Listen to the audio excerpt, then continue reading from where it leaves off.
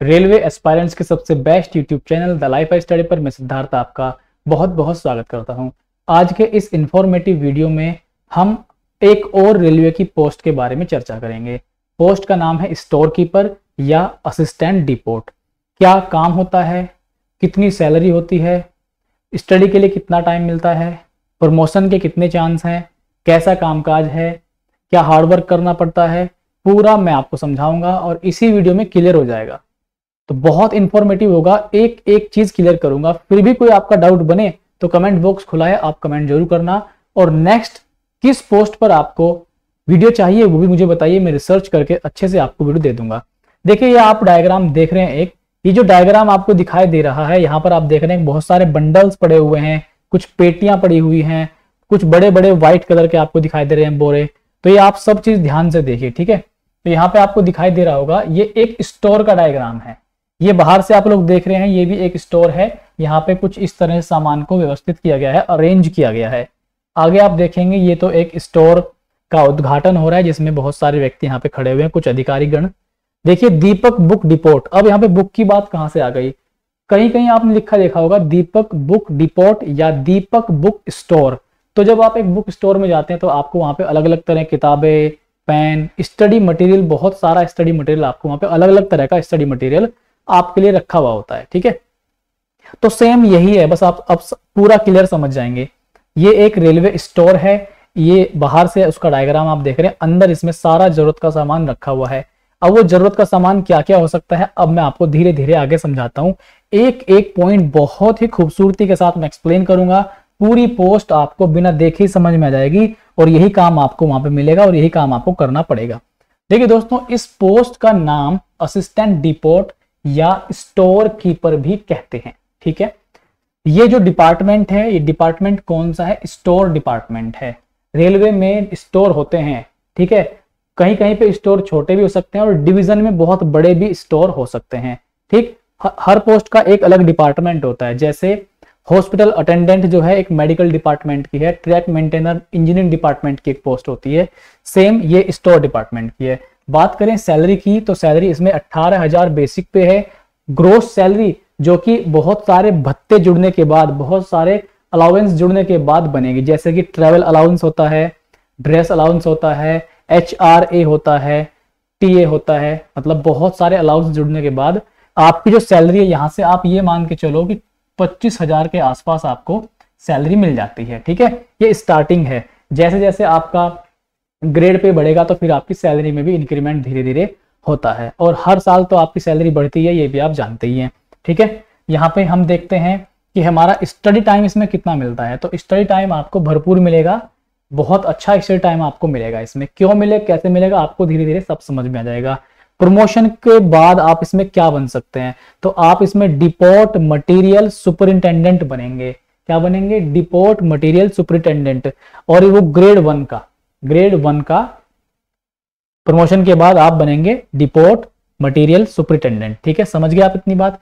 Career growth इसमें अच्छी है। अच्छी क्यों है करियर ग्रोथ? क्योंकि स्टडी का टाइम आपको इसमें भरपूर मिलेगा।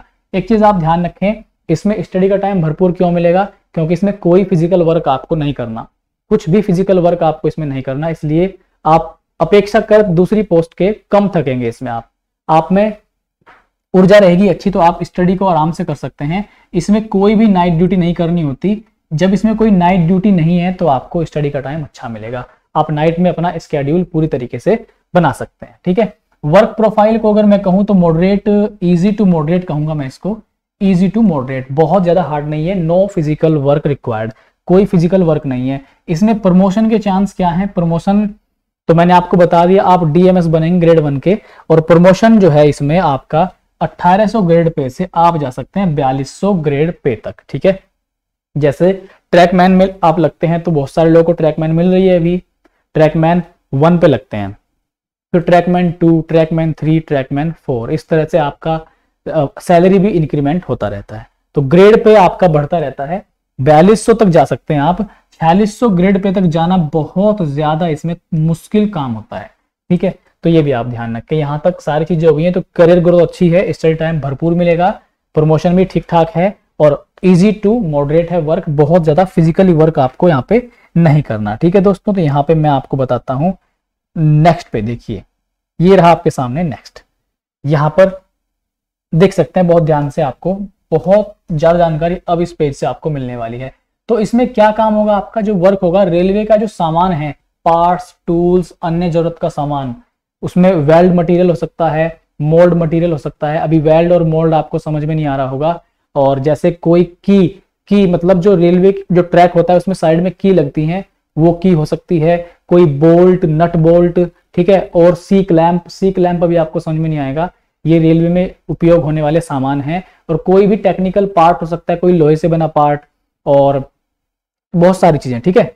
तो यहाँ पे आपको दिखाई दे रहा होगा। तो ये सामानों की देखरेख होती है इसमें। स्टोर कीपर क्या करेगा, स्टोर में जितना सामान आ रहा है, कितना सामान जा रहा है, उसकी सब लिस्टिंग करना उसके हाथ में रहेगा, उसका सारा रिकॉर्ड मेंटेन करना, ठीक है। अभी कितना स्टोर इस सामान का हमारे पास बचा हुआ है, अगर किसी सामान की स्टोर में कमी है तो उसको पूरा कराएगा कि इतना स्टोर तो यहाँ पे होना ही चाहिए, ताकि अगर कहीं से स्टोरेज की मांग आती है, डिमांड आती है, तो वहां पे हम तुरंत सप्लाई कर सकें। एक चीज और कि होता क्या है, मान लीजिए एक एग्जाम्पल मैं लेता हूं, मान लीजिए कि आपका एक पी वे ऑफिस है। पी वे ऑफिस किन के लिए होता है, ट्रैक मेंटेनर का जो रिकॉर्ड मेंटेन करता है, जहां पे एसएससी बैठता है, सीनियर सेक्शन इंजीनियर जहां बैठता है, और वहां पे जेई भी रहता है साथ में। तो उस ऑफिस से एक रिटर्न में लेटर लिखा जाएगा। उस लेटर में लिखा जाएगा कि कितने सामान की यहाँ पे रिक्वायर्ड है, हेलमेट की जरूरत है, शूज की जरूरत है, और एक क्लॉथ आती है, क्लॉथ की जरूरत है, वाटर बोतल की जरूरत है, टॉर्च की जरूरत है। तो वो सारा लिस्ट बना के उसमें सारा सामान लिख देंगे कि कितना कितना पीस चाहिए, टॉर्च का इतने पीस चाहिए, हेलमेट इतनी मात्रा में चाहिए, टॉर्च इतनी मात्रा में चाहिए। तो वो सारा का सारा एक लिस्ट बना के उस पर सिग्नेचर करके डिपोट स्टोर में भेज देंगे। तो वहां पर जब वो लिस्ट जाएगी, ठीक है, तो वो लिस्ट को कौन देखेगा, सबसे पहले हम पकड़ाएंगे किसको, स्टोर कीपर को। स्टोर कीपर किसको देगा जाके, जो वहां पे एसएससी बैठा रहता है। एसएससी लेवल का ही एक व्यक्ति या अधिकारी वहां पे मौजूद रहता है, जो हेड रहता है वहां का। वहां पे क्लर्क भी रहेंगे एक दो। तो क्लर्क क्या करते हैं, वहां पे डेटा चढ़ाने काम करते हैं, कितना सामान आया, कितना सामान गया। तो क्लर्क क्या करेगा, उस पर्चे को देखेगा क्या क्या सामान मंगाया गया, ठीक है ये सामान हमारे पास अवेलेबल है। और आपको स्टोर कीपर क्या करेगा, पर्चे के साथ लेके जाएगा स्टोर में नीचे, और ठीक है इतना सामान यहाँ से उठाओ, इतने पीस यहाँ से उठाए, इतने पीस यहाँ से उठाए, कितने कितने उठा दिए गए, इनको सबको माइनस कर देगा। आई थिंक थोड़ा तो समझ गए होंगे दोस्त। जैसे एक बुक स्टोर में करता है, कितनी कितनी बुक बेची गई हैं, ये खाली हो गया, सब रिकॉर्ड रखना पड़ेगा, ताकि फिर से आप जो किताबें आपकी बेची गई हैं उनको फिर से आप अपने स्टोर में ला के रख सके और फिर से आप बेच सके सेम वैसे ही, ठीक। तो यहाँ पे आपको समझ में आ गया होगा, लेटर के आधार पर सामान देगा, वो मैंने लेटर की कहानी पूरी समझा दी आपको, ठीक है। और स्टोर कीपर सामान की लिस्टिंग करेगा, आना जाना सामान का काउंटिंग करेगा, क्या सामान कहाँ जाना है, कहाँ से आना है, सब चीज रखेगा। वेल्डिंग, मोल्ड मटेरियल और क्लैंप, सी क्लैंप होता है, ये सब आना जाना सब चीज इनको हैंडल करेगा।